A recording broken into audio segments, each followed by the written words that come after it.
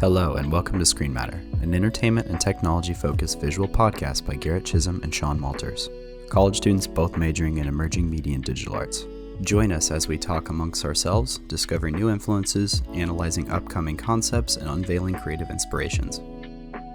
You know, maybe I should wait. Maybe some crazy new phone company is going to come out of nowhere. Remember, oh man, what was the one that Loman had? Well, I already forgot the name of it. The Essential phone. What happened to them? They went out of business. They didn't have enough. They didn't have enough R&D funds to make the second phone, so they just went out of business. I did like the design of it though. It was a cool design. I gotta say though, they're still actively pushing updates to the Essential phone. Oh, I remember reading that. They're releasing updates the day Google is, just like they did before. I'm looking at pictures of the Essential phone. I just love the boxy look of it. It kind of has a boxy, kind of sharp look to it. A little bit. Oh, it was so ahead of its time. Except it doesn't have 5 cameras on the back of it. Does it have 2? It has 2. Yeah, it has 2.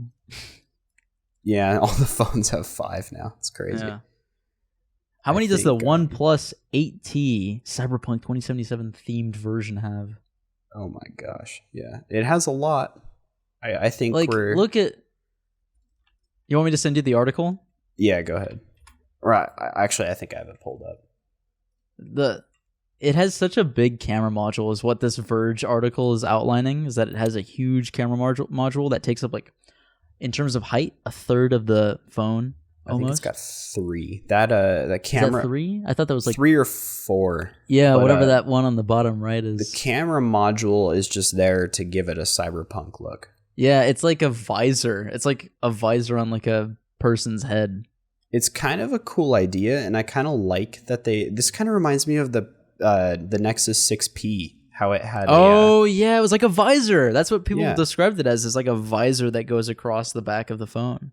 And it kind of, and since it's a protruding camera, it will sit flat. It balances it. Yeah, it balances it out.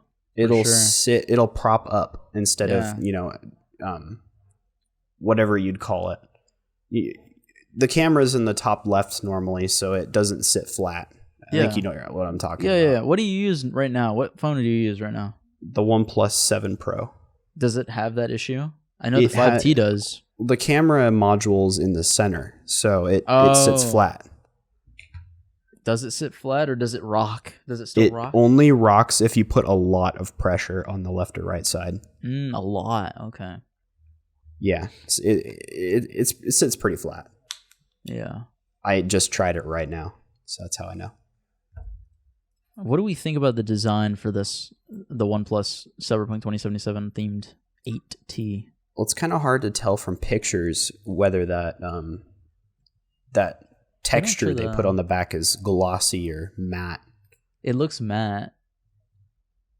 I think it's matte. I'm pretty sure it's matte. Yeah. And is it reflective? Because you got those little white particles, and those look like they might be reflective. What do you think? What do you think about those yellow highlights? Those look pretty cool. In fact, I actually like highlights. Do you like yellow? Yellow? Do you like the yellow color? Do you like yellow? In this, yeah. Because it matches the cyberpunk theme. Mm-hmm. But if I were to choose a design for my phone, I'd probably go for a more vibrant yellow. That's kind of a unique color that's not used a lot. I feel like. Yeah. Like Cyberpunk kind of took that for their own, I feel like. I don't know. It's interesting that they took yellow for that color. You know, Google does the colored power button. You've probably seen that before. Oh, yes. They'll color the power button like orange. Oh, I really like that. I think that looks really cool. Yeah, it kind of has like a color block kind of idea to it a little bit. Yeah. You know, it's funny. That phone, the 8T, apparently went on pre-sale on November 4th, which was 2 days ago from this recording. I haven't seen the other OnePlus collaboration phones, like the McLaren and the Star Wars and the Marvel ones. There's been a few, yeah. I think those are all the ones that I listed right there. OnePlus Avengers. I don't remember them really. I remember the McLaren one, I think, a little bit. Not the Star Wars or the Marvel one. But yeah. What about this this Tesla changes the Model S price to $69,000 and $420 or $69,420. $69,420. And his reasoning is because why not? And that's it. He's just the kind of CEO who would do something like that. You know? I don't know what else to say to that. It's a statement. That's all it is. Do you think it would kind of hurt them a little bit, maybe in a way?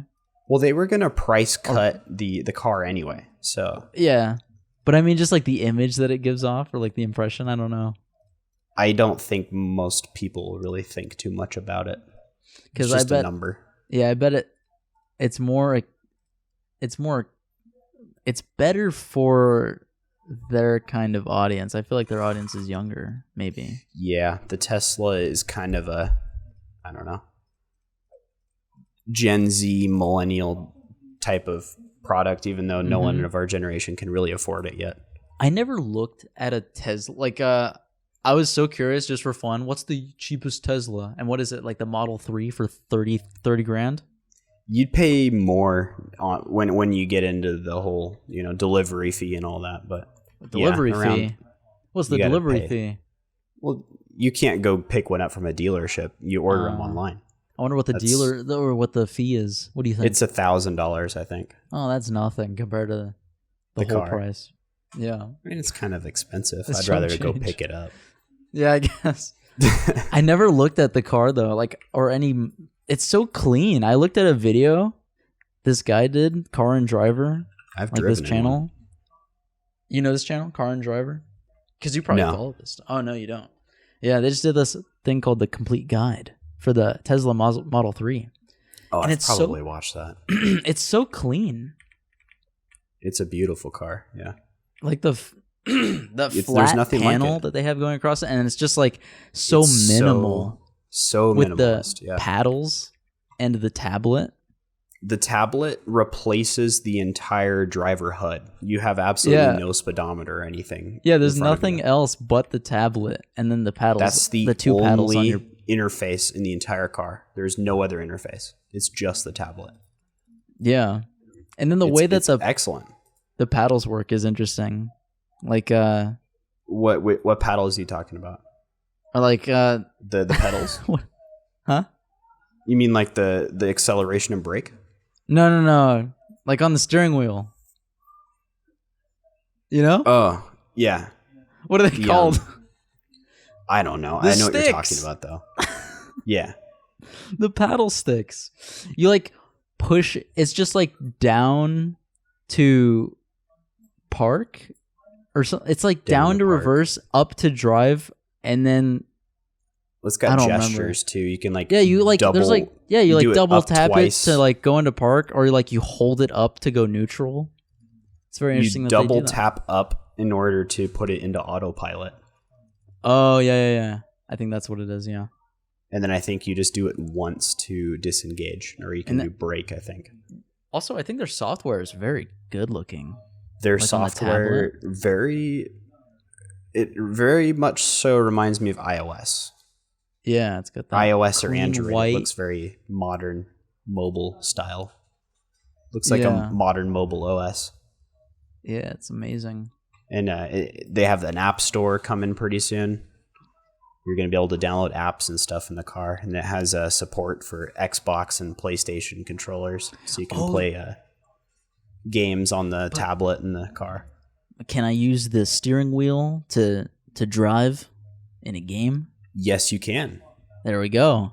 There's when I saw it, I freaked out. I was like, "That's so funny, dude! That's just so funny seeing that him using the steering wheel to drive on the tablet." That's pretty crazy. What if someday we could interface that steering wheel in that car to be used for like a VR game or something? So that way you could just get in a Tesla and do VR. That'd be kind of interesting. Yeah. It's like bring your computer in there and try to use the Tesla's wheel for VR. Yeah, while you're driving. while you're driving. Didn't you send me a video of somebody doing that? Where this kid convinced his mom to drive in VR, and then she gets into an accident. She calls him an idiot. She called him an idiot when she was the one that was convinced to do that in the first place. Gosh, yeah, that's something. Someone's always doing something like that. You got to have faith in humanity. Now, not everybody's doing it. Did you see this? Tesla changing the Cybertruck, and they're gonna unveil it in a month or so, apparently. Well, yeah, the Cybertruck is such a departure from other vehicles that it's gonna break regulations somewhere along the line. So it's gonna have to be, huh? How so? You've seen the design of it, right? It's just yeah. It doesn't have any mirrors. Oh yeah. Stuff like that. Like the car doesn't even have mirrors. I don't think that's legal yet. Yeah.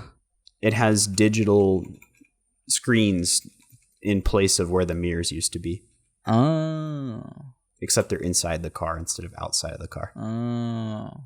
And I think there might all be up by the wheel. Yeah, they said that there's going to be small improvements to the design, or at least that's what's speculated.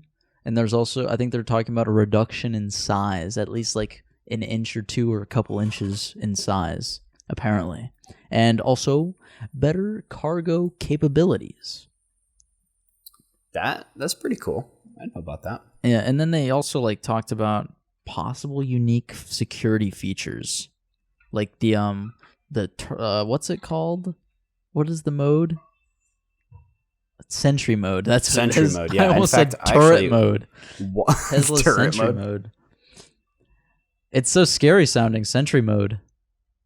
I've actually walked by a Tesla that engaged Sentry mode on me. It was really spooky. The car lit up. Every single light in the car turned on, and the screen came on, and it had like a red dot to let me know it was recording.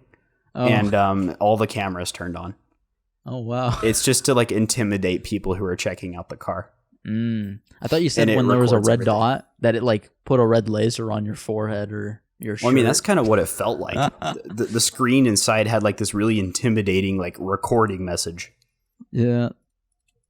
And it made me well aware that I wasn't supposed to be doing what I was doing because all of like the caution lights came on around the car. I was just looking into the window. I wanted to see the interior. Jeez. Let's talk about Google Pixel 5. Yeah, the Google Pixel 5 is pretty weird because it's being sold at a flagship price, but it is essentially a budget phone. Oh, really? Yeah, so it's got the same processor. You're anti-Pixel 5. You're saying flagship price, but budget phone. Yeah, I mean, that's kind of always been what the Pixel's been. It kind of just never really made sense to me why you would get one when there's so much competition. It's like Google's disconnected from, the whole, kind of like how Apple, they're trying to be like Apple. How so?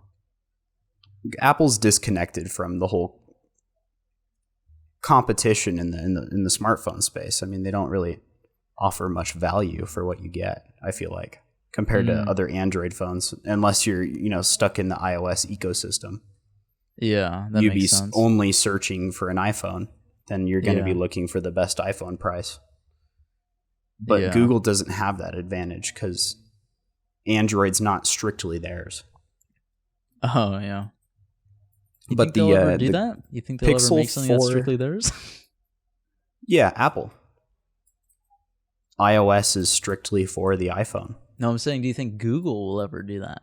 Oh, make an operating system that's strictly for their own device? No, I don't think so. Google is they're very open about how they distribute their software. Mm-hmm. Android was meant to be built for that purpose. Not necessarily. I mean, their business model is software, and something like Gmail to be profitable needs to be on every platform possible. I wonder how the camera compares. I bet the camera's great though, right? The camera is best in class. Out of like, how did the new iPhones compare when it comes to camera the Pixel quality? 5. I mean, they're probably on par. I'd probably give the iPhone a better camera simply because it's more versatile. I think you only have 2 cameras with the Pixel 5. Yeah, it's in a 2 or 3. Yeah, it looks like it. What's your opinion on this kind of hole punched camera, front facing camera? That idea. Don't like the notch, so I'm A-okay with it. Compared to the notch, oh yeah. Yeah. As opposed to the notch, what about the pop-up camera? The pop-up camera, I didn't like it at first, and I still don't like it now. Use it as a bottle opener. It's weird. Every time I open it, I have to hear it open. It is a mechanical sound that is audible every single time I turn on my phone, or open the camera. And there's a delay while it pops up. So there's that as well. And I just find myself not using the selfie camera as much as I used to. I'd have to get used to it for sure. But the notch. I rarely ever used the selfie camera to begin with. Yeah, exactly. So I'm kind of okay with it. I mean, I'm not too concerned about I'm not going to buy a new phone for the purpose of getting a built-in camera. Yeah. What about this on Google killing off trusted contacts? The controversy about this is that it was an emergency service. Trusted contacts was supposed to be like if someone is endangered or something, someone in their contacts could track them down.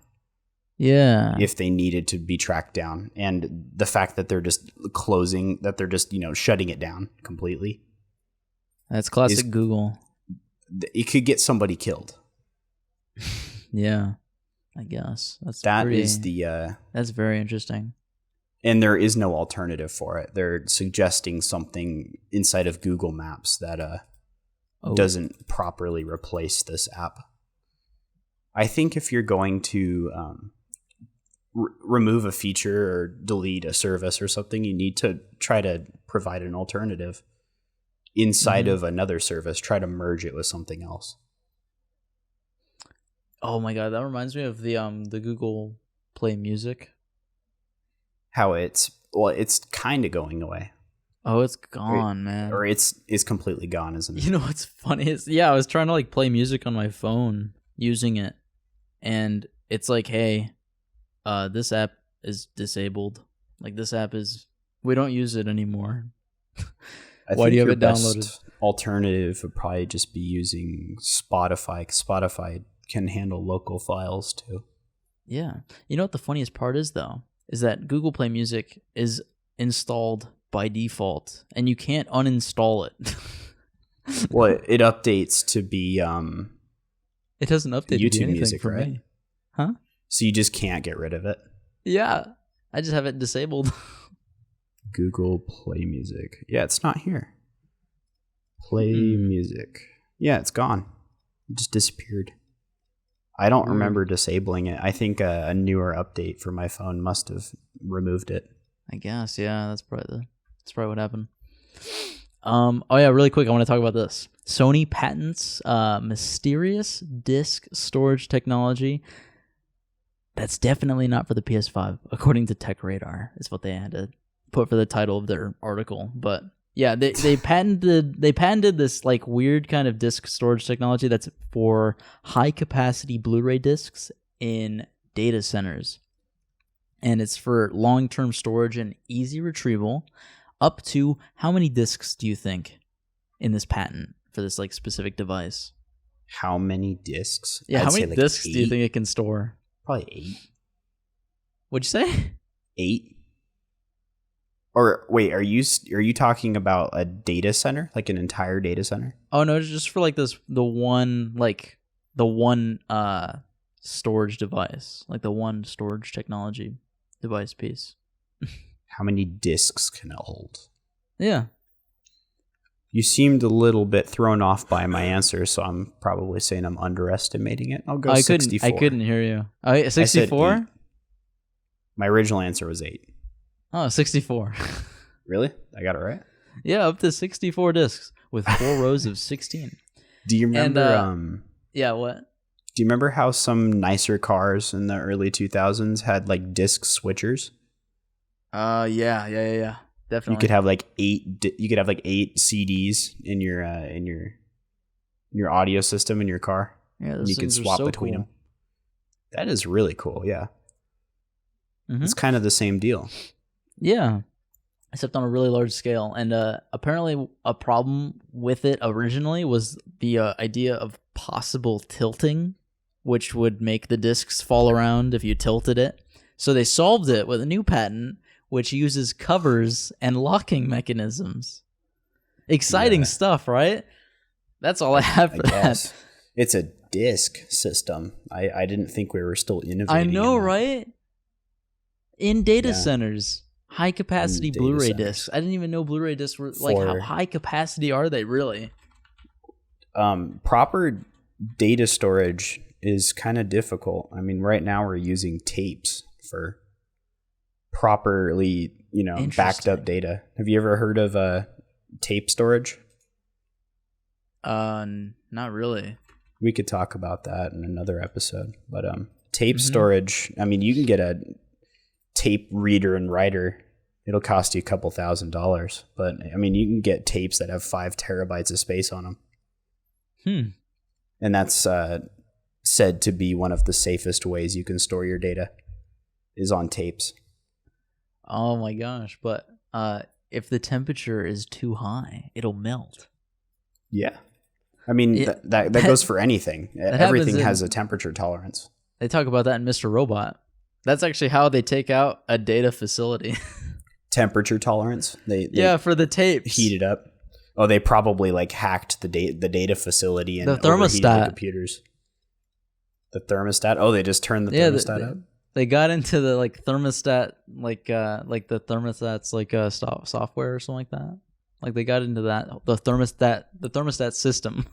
If it's Watch Dogs, you just blow a computer up and the whole data center would catch on fire.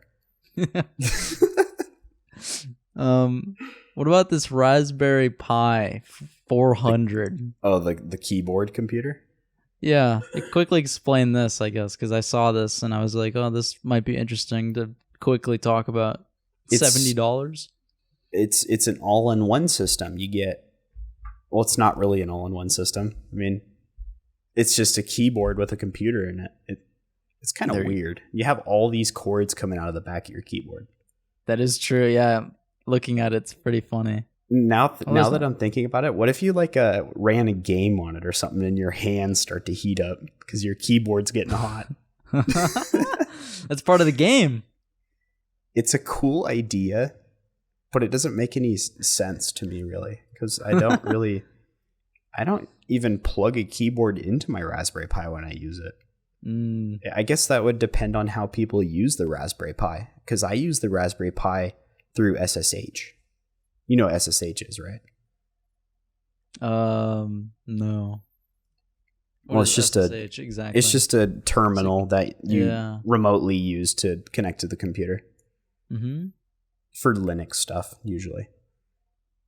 But yeah, that's how I use the Raspberry Pi. So I would never benefit from having it in a keyboard because I don't really use a keyboard on the Raspberry Pi. Yeah, but it's a cool product. I like seeing the Raspberry Pi Foundation grow as a business. What about Google's new icons? The G Suite. You got sure. The Gmail, Google Calendar. I feel like Google everyone Docs. Hates them. They look like the Google logo. They all look the same. They're more consistently designed, but I think the problem is I was just so familiar with them. And they also, I don't know, they definitely have this problem of all looking the same. Like, have you seen this thing going around where they're just making fun of how it kind of just all looks the same to them. That's a good point. Yeah. They do all look the same. I could easily... What if I was like they were so crossing much more... my eyes, or I was, not properly focusing on my screen? I could probably mistake these icons. Yeah, they were so much more defined before with the colors. That's a good point, yeah. I think I'm going to have to agree with you on that. I think these it's kind of a cool idea design-wise, how the colors kind of overlap on each other and all that, and how they're utilizing all the colors, but I don't think using all the colors is a good idea. I don't like the Gmail logo. Oh, yeah. Specifically the Gmail logo. Yeah, and you know what I hate especially? This was something I wanted to bring up, is I completely hate how on mobile, if you have a notification for Gmail, it's like a Holo icon. It's an outline of it. I was just going to bring that up. It looks like it's an outline of the logo, and the center is not filled in. And I almost can't tell what it is. It looks like a butterfly or something when I see it. I'm like, what app is this? Oh, it's my Gmail. They gotta fix that, or I don't know. Maybe we'll get used to it, but yeah, it's looking pretty weird. It's always the question. My icon is different because I have a custom theme. I made all my icons on my phone myself. It's funny, my icons aren't updated on my phone. Really? Yeah, they aren't. I know why. Yeah, I'm using an icon pack. Yeah, I'm using the Google Pixel icon, an old one or a different one, a community made one. I think I can check. I'm using the Pixel icon pack, but I think it's an unofficial one. It's from back in the Nougat days. It's from some random guy on Google Play Store with his name as the company, and it's just an Indian name, So Lindsay Lohan is in the news. What about the new technology we've been using? I wrote down... You got iPad Pro? My iPad Pro. And then I got a new fan controller for my PC. And then I got a probably the most interesting, a Canon to Sony lens adapter. Mm-hmm. I guess I'll start with the iPad Pro. Mm-hmm. I kind of made a last-minute decision right before school to pick one up, specifically for the sake of portability. I just wanted to try the form factor, I think. Because how's that?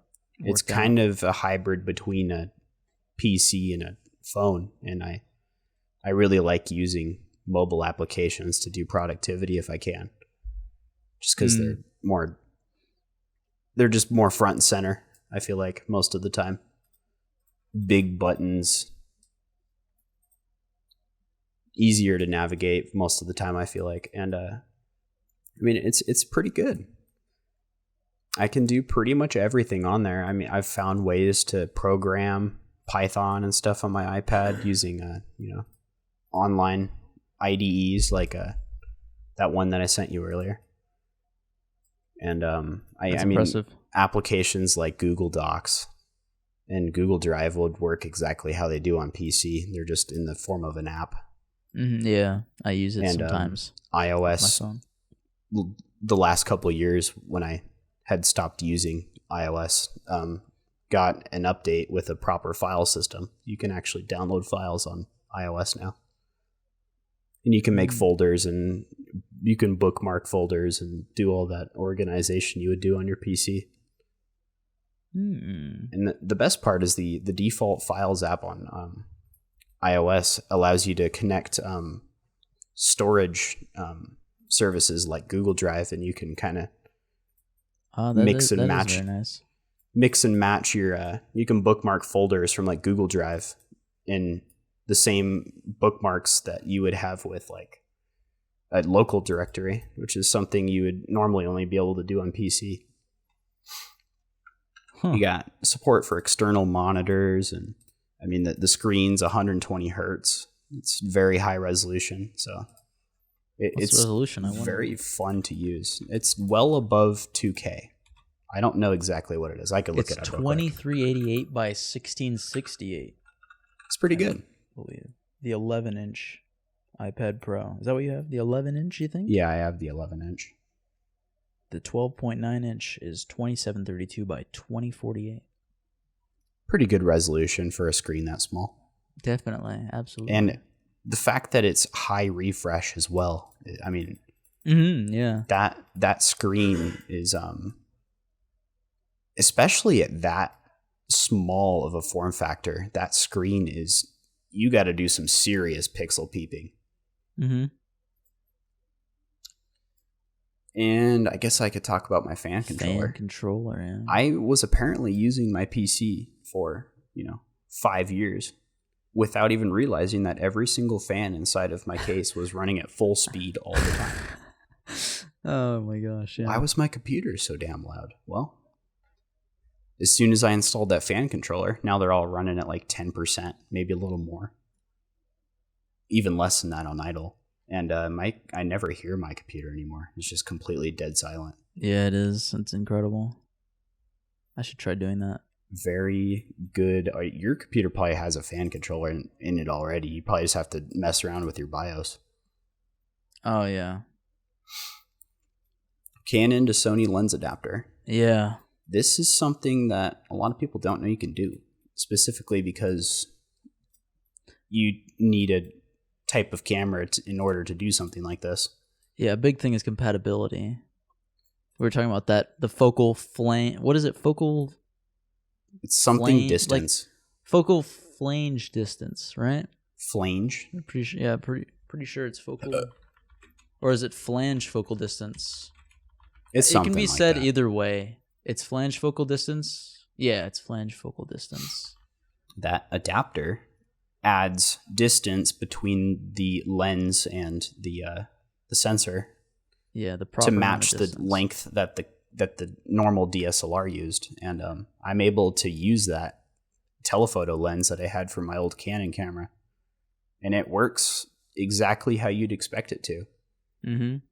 Except I obviously lose the ability to autofocus and all that cool stuff. Is that with all lens adapters, or only like No. with specific ones?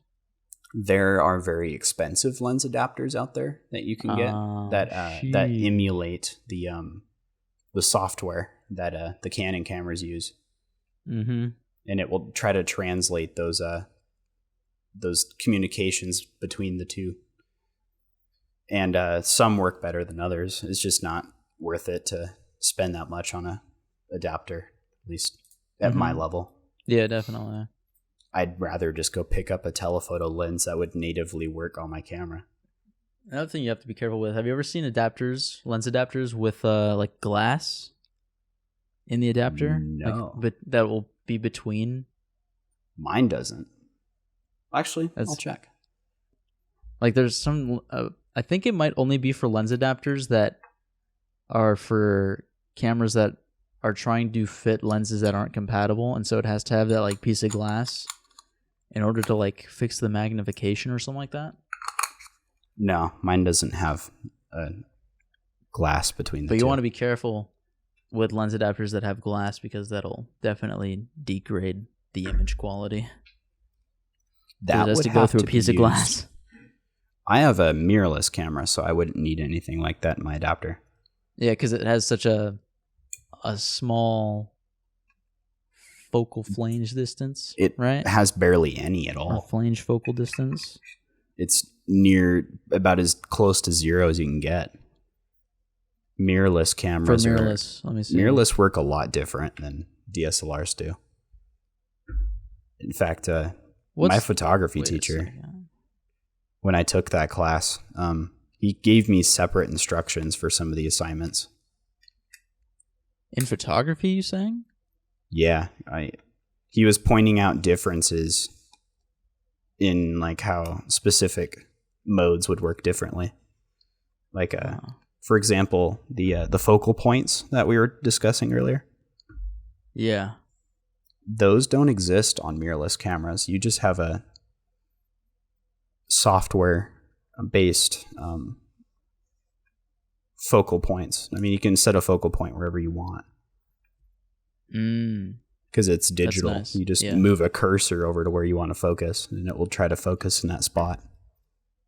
Your mount is a Canon EFM, right? It's an EFS. Oh, weird. What's weird about it? Well, I'm just looking at guides that show you like the focal flange. There's like a focal flange depth chart, and it'll show you to make sure. I see EFM. EFS, you said. EF. Yeah, it's a Canon EFS. I don't see EFS on the list. That's so funny. It exists. I'm looking at it on Wikipedia right now. EFS has been the lens mount for so long. It goes way, way back. Weird. Sony's is even better. Sony's is just Sony E, and they use Sony E for all their cameras. C mount. This is Nikon Z mount. Pentax Q mount. That's the one with the smallest. Okay, I guess they do have a couple. They have A mounts as well. I'm pretty sure that's for their larger cameras. Well, for my technology that I've been using recently, I just have two things listed from my memory, and that is basically an on-camera video light that you can mount onto a camera, like a DSLR or any kind of camera. And a 4K monitor, which has really changed the way I use Windows. Like, you could probably guess. How do you think I organize my windows on my monitor now? How do you organize them? You probably don't ever maximize anything. Yeah, I really don't. Unless you're doing like some serious video editing or something. Yeah. I was splitting it into fourths, like you can do that with Windows by just holding the Windows key down and then using the arrow keys to split it. But now I just do half and half. I do half and half like a lot of the time now. Just all the time, half and half. Half and half? You're never maximizing anything. Yeah, unless I'm doing like a design thing. You go back to 1080p. You probably can't imagine split screening on 1080p anymore. Yeah, I have 1080p monitors next to me, and they're just the screen real estate is disgusting. Yeah, you have almost no room. The second I got my 1440p, I recognized how much more space I had. Specifically with ultra wide. Oh yeah, ultra wide makes a big difference. What's the resolution? What's the resolution for your ultra wide? It's 3440 by 1440. That's what it typically is. Yeah, that's the thing that I noticed. Though. I was like, with ultra wides, it's kind of nice because it's it is more real estate in a way, but 4K is the most real estate, and I wanted to get the most real estate. If you were to side by side two windows, they would both be 4:3. On my 4K monitor, yes, I guess. I think? On my monitor. Yeah. On my monitor, I was like, there's no way. They would be more close to 1:1. Mm-hmm. They're more of a square. Mm-hmm. These are. I can split screen two windows and they're still wide. Yeah, that's nice. It's very good for window management. I've actually been playing games in 16:9 lately. On YouTube, I usually never did the theater mode on YouTube. You know the theater mode. Oh, I always use theater mode. I always use it now because it's too small when I do default view. Yeah. I've been using theater mode for so long. I remember we got in a discussion about that at one point. You were trying to figure out why I was using theater mode. Because I normally don't like the black bars that theater mode would put around on the left and right. But since I'm doing half and half and I do theater mode now, it doesn't have that issue, which is good. Yeah, I don't have black bars either. Yeah. If I'm split screening, I have a lot of black bars if I'm maximizing. Yeah, definitely. even on 16:9. Yeah, that's how it normally. That's why I didn't like it normally, because when I used my 1080p 16:9 monitor, I would just see those black bars in theater mode, and I'd be like, nah, dude.